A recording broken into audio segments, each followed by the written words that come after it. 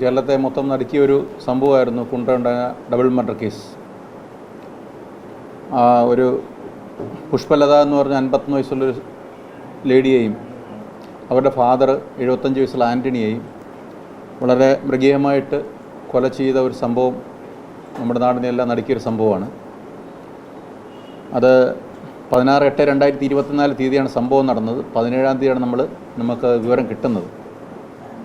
അപ്പോൾ തന്നെ police immediate കേസെടുക്കുകയും അതിൻ്റെ പിന്നാലെ വിശദമായ അന്വേഷണം നടത്തി നമുക്ക് സാഹചര്യ തെളിവുകളും കിട്ടി. അവൈലബിൾ തെളിവുകളെല്ലാം വെച്ചിട്ട് പുഷ്പലതയുടെ മകനായ അഖിലാണ് കുറ്റകൃത്യം നടത്തിയെന്ന് വെളിവായിട്ടാണ് ഇനിഷ്യൽ ഇൻവെസ്റ്റിഗേഷനിൽ തന്നെ, പ്രാഥമിക അന്വേഷണത്തിൽ തന്നെ വെളിവായി.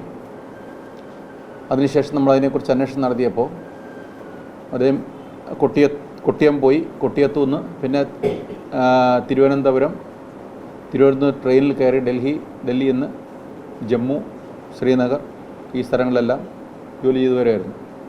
അപ്പോൾ നമ്മൾ വലിയ വിവിധ അന്വേഷണം നടത്തിയിരുന്നു. പല മാർഗത്തിലും കൂടെയും നമ്മൾ അന്വേഷണം നടത്തി.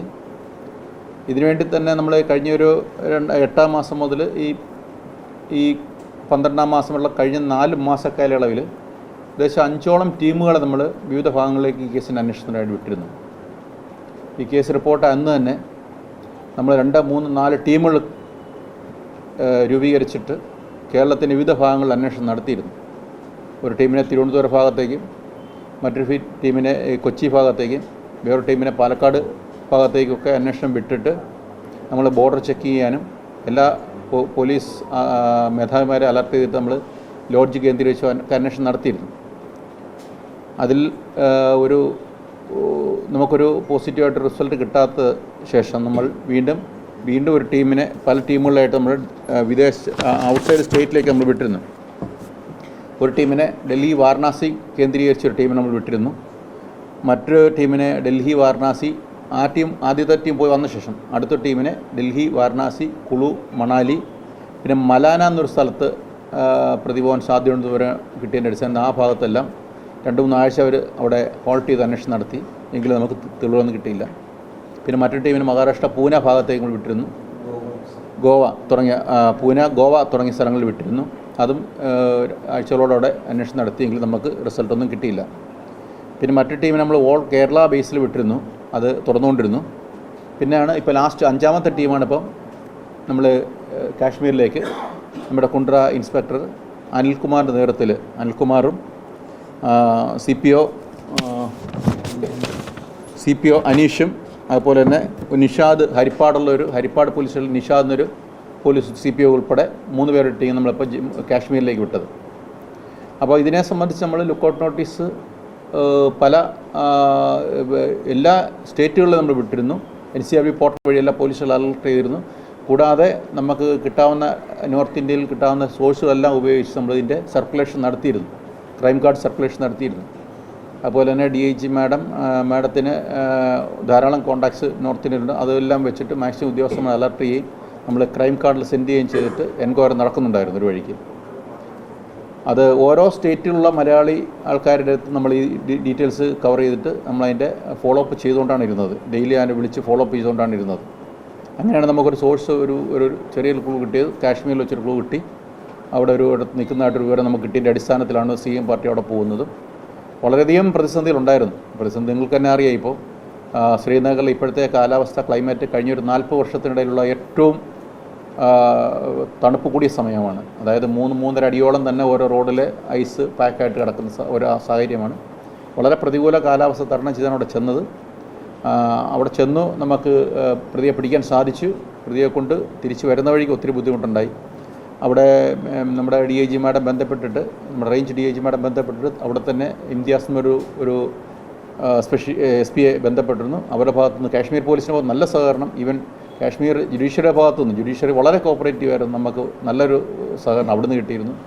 തിരിച്ച് വരുന്ന വഴിക്കും നമ്മൾക്ക് ഒത്തിരി ബുദ്ധിമുട്ടുണ്ടായി. കാര്യം എയർപോർട്ട് വഴിയെ കൊണ്ടുവരാൻ പറ്റുള്ളൂ, ഫ്ലൈറ്റ് വഴി കൊണ്ടുവരാൻ പറ്റുള്ളൂ. അതിന് ബ്യൂറോ ഓഫ് ഇമിഗ്രേഷനിൽ വന്നപ്പോൾ അവിടെയും നമുക്ക് കുറച്ച് ബുദ്ധിമുട്ട് വന്നെങ്കിലും DIG മാഡം ഇടപെട്ട് മാഡത്തിൻ്റെ ബാച്ച്മേറ്റ് ദിവ്യ മാഡം ഇവിടെ ഉണ്ടായിരുന്നു. DIG ദിവ്യ മാഡത്തെ വിളിച്ച് പറഞ്ഞ് നമുക്ക് പെട്ടെന്ന് തന്നെയുള്ള വളരെയധികം നമുക്ക് ഹെൽപ്പ് കിട്ടി. അവിടുന്ന് വളരെ വേഗം തന്നെ പ്രതിയായിട്ട് നമുക്ക് ഈ കേരളത്തിലെത്താൻ സാധിച്ചു. ഇനി ഇതൊരു വളരെ നമ്മളെ സംബന്ധിച്ച് വളരെ ടഫായിട്ടൊരു കേസായിരുന്നു. പ്രതിയെ ഐഡൻറ്റിഫൈ ചെയ്യാൻ വളരെ എളുപ്പം, നമുക്ക് ഇന്നയാളെന്ന് അറിയാം. പക്ഷേ പ്രതിയെ പിടിക്കുക എന്നൊരു വളരെ ടഫായിട്ടൊരു കേസായിരുന്നു. ആ ടഫായിട്ടുള്ള കേസ് ഇത്ര പിടിക്കാൻ ചില സാഹചര്യമുണ്ട്. അതായത് മൊബൈൽ ഫോൺ ഉപയോഗിച്ചിരുന്നില്ല പ്രതി, അതുകൊണ്ട് തന്നെ നമുക്ക് അതിനെ ബ്രേക്ക് എടുക്കാൻ ഇച്ചിരി പ്രയാസമായിരുന്നു. പക്ഷേ കുണ്ട്ര പോലീസ്, എസ്പെഷ്യലി അനിൽകുമാർ ഇൻസ്പെക്ടറുടെ നേതൃത്വത്തിൽ ആ ഒരു ടീം വളരെ 4-5 മാസമായിട്ടുള്ള അശ്രാന്ത പരിശ്രമത്തിൻ്റെ ഫലമായിട്ടാണ് ലൊക്കേറ്റ് ചെയ്യാൻ സാധിച്ചത്. അനിലുള്ള വ്യക്തിപരമായ കുറേ കോൺടാക്ട്സ് ഉണ്ട് നോർത്ത് ഇന്ത്യയിൽ. ആ കോൺടാക്ട്സ് വളരെയധികം എഫക്റ്റീവായിട്ട് ഉപയോഗിച്ചുകൊണ്ട് മാത്രമാണ് നമുക്ക് കിട്ടിയത്. ഇത് കൂടാതെ നമ്മൾ എയർപോർട്ടിലെല്ലാം ലുക്കൗട്ട് നോട്ടീസ് കൊടുത്തിരുന്നു. പിന്നെ നമ്മൾ ബോർഡർ, അതായത് ഇൻഡോ ടിബറ്റൻ ബോർഡറും അതുപോലെ തന്നെ നേപ്പാൾ ബോർഡറും എല്ലാം നമ്മൾ അവിടെ അലർട്ട് ചെയ്തിരുന്നു. നമ്മുടെ ഒരു അനുമാനം ശരിയാണെങ്കിൽ ഈ പ്രതി അധികം താമസിയാതെ അവിടുന്ന് കാശ്മീരിൽ നിന്നും നേപ്പാളിൽ കിടക്കാനുള്ള പ്ലാനായിരുന്നു. പക്ഷെ അതിന് നമുക്ക് പിടിക്കാൻ സാധിച്ചു.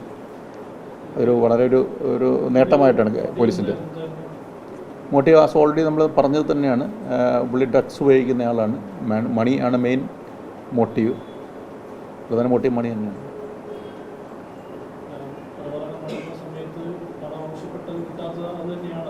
അതാണ് മോട്ടീവ്.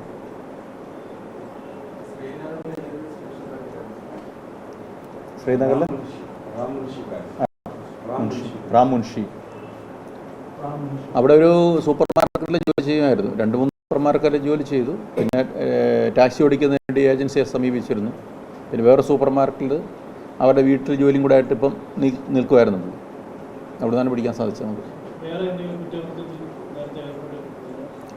ഇദ്ദേഹം നേരത്തെ കുറ്റകൃത്യത്തിൽ ഏർപ്പെട്ടില്ല. പക്ഷേ ഒരു 4 വർഷത്തിന് മുമ്പ് പുള്ളിയുടെ അമ്മയെ തന്നെ ഒന്ന് കൊല്ലാൻ ശ്രമിച്ചിരുന്നു. പക്ഷെ അവർ പരാതി പറഞ്ഞില്ല. അതിനുശേഷം ഇവർ സോളോ ട്രിപ്പ് ഇതുപോലെ നടത്തിയിരുന്നു. ആ സമയത്ത് കുളു മണാലൊക്കെ പുള്ളി സന്ദർശിച്ചിട്ടുണ്ട്. ഗോവയൊക്കെ പോയിട്ടുണ്ട്. ആ സമയത്ത് ഇവർ പോയിട്ട് പിന്നെ തിരിച്ചു വരുന്നവരും. കാരണം പുള്ളിക്കധികം കമ്പനികളൊന്നുമില്ല, സോളോ ട്രിപ്പാണ് പ്രിഫർ ചെയ്യുന്നത്. അതുകൊണ്ടാണ് നമ്മൾ പുള്ളിയെക്കുറിച്ച് വലിയ ഇത് കിട്ടാത്തത്. മൊബൈൽ ഫോണും കൂടെ ഓഫായതുകൊണ്ട് നമുക്ക് ശരിക്കും പറഞ്ഞാൽ ഒരു ഹസാർഡസ് ടാസ്ക് തന്നെയായിരുന്നു പിടിക്കുക എന്നുള്ളത്. പിന്നീട് സോഷ്യൽ മീഡിയ അക്കൗണ്ട് പുള്ളി വലുതായിട്ട് ഉപയോഗിച്ചിട്ടില്ല.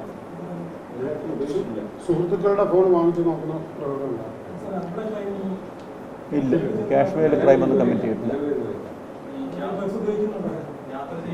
ഡ്രഗ്സ് ഉപയോഗിക്കുന്നുണ്ടായിരുന്നു. ഏതാ? ഇല്ല, ഒറ്റയ്ക്ക് പോകുന്ന ട്രിപ്പാണ്, വേറെ സപ്പോർട്ടൊന്നും.